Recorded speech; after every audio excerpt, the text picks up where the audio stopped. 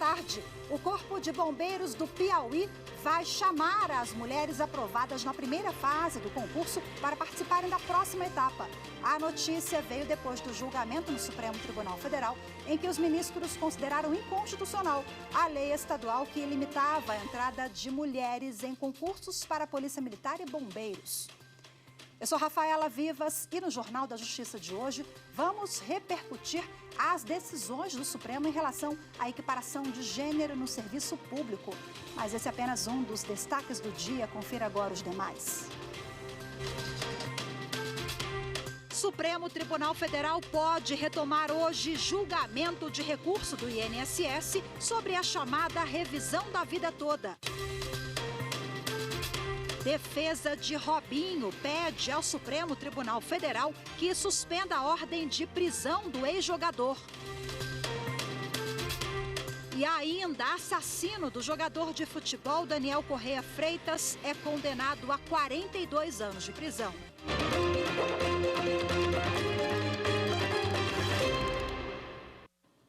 A defesa de Robinho entrou com um pedido de habeas corpus no Supremo Tribunal Federal na tentativa de impedir a prisão do ex-jogador. A repórter Carolina Chaves acompanha e traz agora ao vivo para a gente os detalhes desse pedido. Olá, Carol, muito boa tarde para você. Olá, Rafaela, boa tarde para você, boa tarde a todos. Olha, o pedido da defesa de Robinho foi protocolado ontem aqui no STF. O relator é o ministro Luiz Fux. A defesa do atleta contesta a decisão do Superior Tribunal de Justiça que determinou a imediata prisão de Robinho. Segundo o STJ, o ex-jogador deve começar a cumprir imediatamente a pena imposta pela Justiça italiana de 9 anos de prisão por ter cometido estupro junto com outros 5 homens de uma mulher albanesa em uma boate em Milão. Segundo a defesa, essa decisão pode ser alterada pelo Supremo Tribunal Federal porque a determinação para cumprir a pena no Brasil seria inconstitucional. A defesa ainda alega que Robinho acompanhou e esperou todo o julgamento da homologação da sentença italiana em liberdade e por isso não oferece risco de fuga. A sentença italiana foi homologada ontem pelo Superior Tribunal de Justiça. A repórter Marina Campos acompanhou todo o julgamento e tem mais informações. Vamos conferir. Ao todo, 12 ministros participaram da sessão de julgamento na Corte Especial. O resultado ficou em 9-2 pela homologação da sentença estrangeira no Brasil. A sessão foi presidida pelo vice-presidente da Corte, ministro Og Fernandes, que não participou da votação. A homologação reconhece como válida a decisão estrangeira para que ela tenha efeitos no Brasil. Desta forma, Robinho terá de cumprir a pena de 9 anos de prisão por estupro em território nacional. Considerando que eventuais recursos contra a decisão não possuem efeito suspensivo, a Corte Especial, também por maioria de votos, determinou que a Justiça Federal de Santos, em São Paulo, cidade onde mora o jogador, dê início imediato ao cumprimento da sentença homologada e estabeleceu o regime inicial fechado para o cumprimento da condenação. O relator ministro Francisco Falcão entendeu que a decisão estrangeira cumpriu os requisitos legais para ser homologada no Brasil, além de concluir que a lei de imigração possibilitou que o brasileiro nato condenado no exterior cumpra a pena em território nacional. A não homologação da sentença estrangeira representaria grave descumprimento dos deveres assumidos internacionalmente pelo Brasil, com o governo da República Italiana, além de, indiretamente, deixar de efetivar os direitos fundamentais da vítima. Em divergência, o ministro Raul Araújo considerou, entre outros argumentos, que a lei de imigração não poderia ser aplicada ao caso em razão da legislação ser de 2017 e os fatos imputados a Robinho terem ocorrido em 2013, não podendo a lei retroagir para prejudicar o réu. Raul Araújo foi acompanhado pelo ministro Benedito Gonçalves, mas prevaleceu na corte o entendimento de que o Supremo Tribunal Federal já decidiu que as normas sobre cooperação internacional não têm natureza criminal e, portanto, possuem aplicação imediata, não incidindo sobre elas o princípio da irretroatividade da lei penal. Na noite dessa quarta-feira, chegou ao fim o julgamento dos acusados de envolvimento na morte do jogador de futebol Daniel Correia Freitas, em outubro de 2018, no Paraná.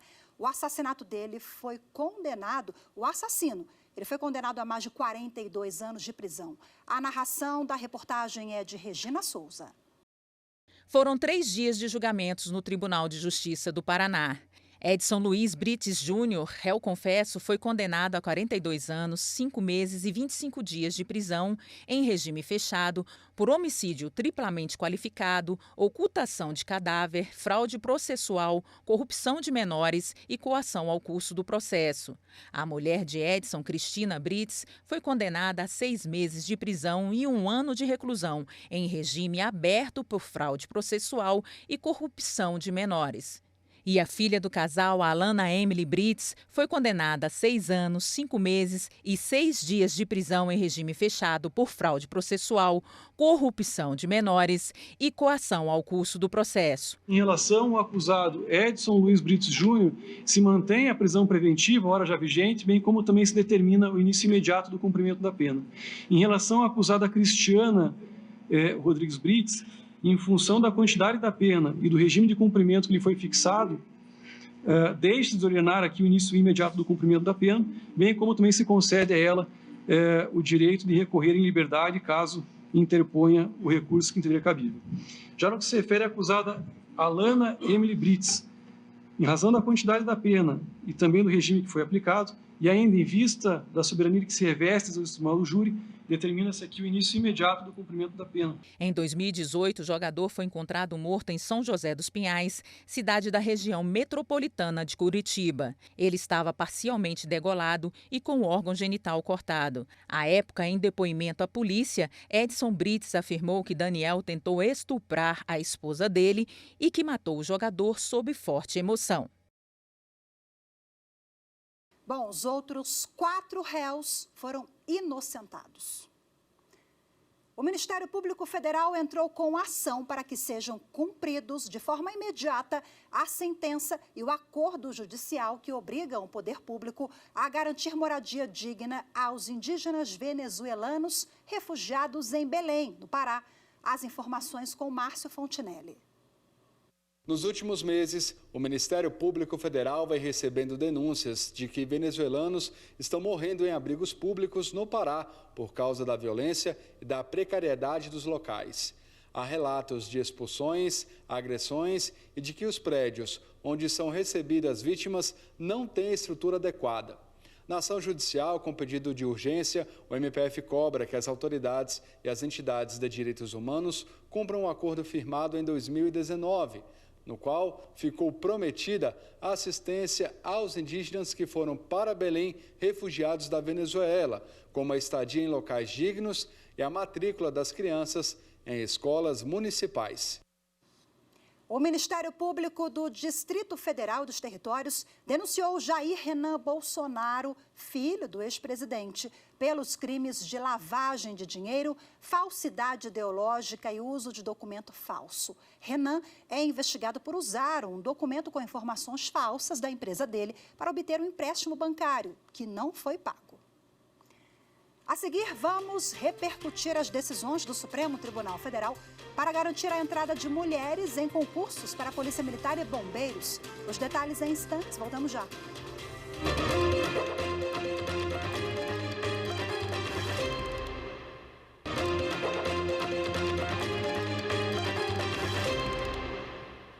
Semana do Jovem Eleitor. A Justiça Eleitoral está promovendo uma série de iniciativas para incentivar os jovens a votar nas próximas eleições. Vamos agora ao vivo ao TSE, Tribunal Superior Eleitoral, falar com a repórter Mariana Fabre, que traz para a gente as últimas informações dessa campanha. Oi, Mariana, boa tarde para você.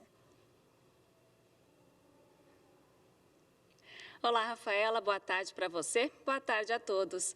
Dentro da programação da Semana do Jovem Eleitor, o projeto Justiça Eleitoral na Escola, realizado pelo Tribunal Regional Eleitoral de São Paulo, faz hoje as atividades no SESI e na Escola Estadual José Nicolau Piragini, na cidade de Jaú. Já no litoral do estado, o TRE participa das eleições do projeto Câmara Jovem de Santos, uma iniciativa que promove a integração do Poder Legislativo com estudantes dos ensinos fundamental e médio. Ao longo desta semana, os alunos têm a oportunidade de conhecer o sistema eleitoral e votar em urnas eletrônicas para a eleição dos grêmios e dos jovens vereadores. Uma outra ação acontece em Alagoas. Lá, o Tribunal Regional Eleitoral do Estado promoveu uma palestra para mais de 150 estudantes da Escola Estadual Indígena Pajé Francisco Queiroz Suirá, que fica na cidade de Porto Real do Colégio. Os alunos, que têm entre 15 e 18 anos, aprenderam sobre cidadania e candidaturas indígenas, engajamento de minorias no processo eleitoral e desinformação. Rafaela. Mariana Fabre, direto do TSE, muito obrigada pelas suas informações mais uma vez. O Supremo Tribunal Federal vem atuando na equiparação de gênero no serviço público. A Corte julgou inconstitucional leis estaduais que limitavam a entrada de mulheres em concursos para Polícia Militar e bombeiros. Bom, a mais recente decisão garantiu a participação feminina igualitária em concurso de bombeiros militares no Piauí. O resultado prático dessa decisão, a repórter Carolina Chaves conta pra gente agora. Para o estado do Piauí, a decisão foi este mês no plenário virtual e todos os ministros atenderam ao pedido da Procuradoria-Geral da República para considerar inconstitucionais a lei do estado e o edital para preenchimento de vaga na Polícia Militar, que limitava a 10% a participação de mulheres no concurso. A regra limitadora fazia parte da lei que regulamenta a PM do Estado e também era aplicada nos concursos públicos para o Corpo de Bombeiros. O tenente-coronel dos Bombeiros do Piauí, Egídio Leite, anunciou que com a decisão do STF, as mulheres aprovadas serão chamadas para a próxima fase. Todas as mulheres que alcançaram nota aprovativa farão o curso de formação para que, ao final, sejam nomeadas como soldados do Corpo de Bombeiros Militar do Estado do Piauí. Ou seja, nós já esperávamos uma mudança, ou em decorrência de uma nova legislação, ou em decorrência de uma decisão judicial. A ação direta de inconstitucionalidade que o STF aprovou foi apresentada junto com outras 13 ações que também questionam leis estaduais que limitam o número de mulheres nas corporações. Em pelo menos 6 decisões liminares dadas desde setembro de 2023, o Supremo afastou a limitação de vagas para mulheres em concursos da PM, como, por exemplo, nos estados do Amazonas e do Ceará, e em todos os casos idênticos no país. Para o STF, a limitação viola os princípios constitucionais da isonomia e da universalidade de acesso a cargos públicos. Em 14 ações, a PGR argumentou que não há respaldo constitucional para a fixação de percentuais direcionados a mulheres, já que isso cria discriminação em razão do gênero. Para a PGR, a única hipótese válida de tratamento diferenciado seria para ampliar o ingresso de parcela histórica ou socialmente discriminada, como nos casos de vagas destinadas a pessoas negras ou com deficiência. Bom, e agora, para repercutir esse tema, eu recebo aqui no estúdio a advogada criminalista Milena Garcia. Doutora Milena, muito boa tarde, seja bem-vinda.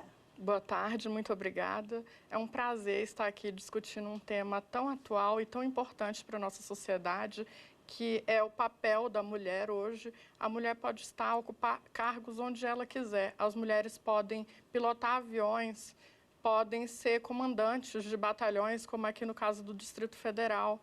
E agora o STF, por meio de ações diretas de inconstitucionalidade, vem julgando a que muito se discutia, que a mulher era destinado 10% no mínimo de vagas, e tinha estados que colocavam até 5%, que cada um com sua legislação. E as completo absurdo, né, doutora? Em 2024? Impede desigualdade total. Inclusive, o ministro Luiz Fux, ele fala que isso é discriminatório e é retrógrado, porque uma norma que coloca a mulher em pé de desigualdade não garante a isonomia. É preciso equiparar para que a mulher consiga atingir o cargo que ela tão almeja. Ou seja, leis estaduais que traziam essa previsão ou leis que ainda estão vigentes devem ser revistas, ou agora, com a decisão e o posicionamento da mais alta corte do país, a matéria está pacificada? Não, vem sendo discutido em ação direta de constitucionalidade, porque cada estado ela possui uma lei estadual tratando sobre o tema. E cada a PGR está entrando com ação direta de inconstitucionalidade, o STF está julgando e está uniformizando isso, está falando, não, a mulher ela faz jus, porque não justifica uma norma dessa, discriminatória desse porte. Por que a mulher não pode alcançar? Porque ela não vai fazer um trabalho diferente. Tanto que a mulher só veio abrilhantar, ela só vem acrescentar em todas as profissões. Nós não queremos tomar o lugar dos homens, nós queremos discutir ali sobre a igualdade, nós queremos passar naquele concurso, dirigir um jornal, nós queremos a igualdade, nós buscamos isso, não é tomar o espaço dos homens, é estar ao lado de vocês, é acrescentando. Ainda tem um senso comum na avaliação da senhora, ou uma questão histórica mesmo, cultural, né, da difícil compreensão de enxergar as mulheres em posições de comando, ou numa corporação como o Corpo de Bombeiros, PM, por exemplo? Muito, muito. Até na advocacia. Muitas pessoas, muitos funcionários e até mesmo clientes olham e falam, essa que vai fazer esse júri, já teve isso, mas também tem homens que já me deram espaço. O primeiro júri que eu fiz foi um advogado que me convidou e ele que me deixou debater no júri. Então, assim, hoje nós estamos conquistando esse espaço através também de homens, que a maioria dos ministros do STF é homem, só tem uma mulher. E eles têm decidido ao nosso favor. Isso é democracia. Agora, a Lei Orgânica Nacional das Polícias Militares e dos Bombeiros, né? A gente precisa também ter uma revisão na avaliação da senhora para que essa norma seja adequada à decisão do Supremo, Sim. por exemplo? Urgentemente, é isso que o Supremo fala, que é uma medida urgente que precisa ser tomada na revisão de todas essas leis, que garante uma reserva mínima de vagas para as mulheres. Isso é desigualdade, é um retrocesso, que fala. Ao mesmo tempo, a senhora tem observado e concorda com um certo movimento do Poder Judiciário, seja por meio de decisões da mais alta corte do país ou do próprio CNJ, o Conselho Nacional de Justiça, nessa posição igualitária entre homens e mulheres na magistratura, na sociedade como um todo? Sim, sim, as mulheres têm ocupado diversos cargos. E aí também temos decisões que vão ao encontro dessa medida. E vamos lembrar aqui que o Supremo Tribunal Federal, como guardião da Constituição, ele fez, né, doutora, ele resguardou a Carta Magna, a Constituição de 88, que já traz essa previsão também, né?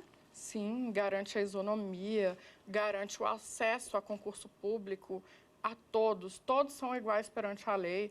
Então, todos, entre homem e mulher, não tem distinção. Eles têm que concorrer igualitariamente. Para finalizar, o que falta para dar efetividade a normas que já estão vigentes há tanto tempo? O que falta é vontade das autoridades. É vontade. E uma coisa que eu falo, não basta também só você colocar e falar em igualdade. É preciso que você dê oportunidade para essas mulheres. Eu falo que, uma frase que eu falo para o meu marido, que eu te apoio, mas eu não quero que você me apoie, eu quero que você me dê condições para que eu chegue lá. É isso que falta. Perfeito, doutora Milena. Muito obrigada mais uma vez pela sua participação. Uma boa tarde. Eu que agradeço. A seguir, Supremo Tribunal Federal pode retomar hoje julgamento de recurso do INSS sobre caso da chamada revisão da vida toda. As informações em instantes, voltamos já.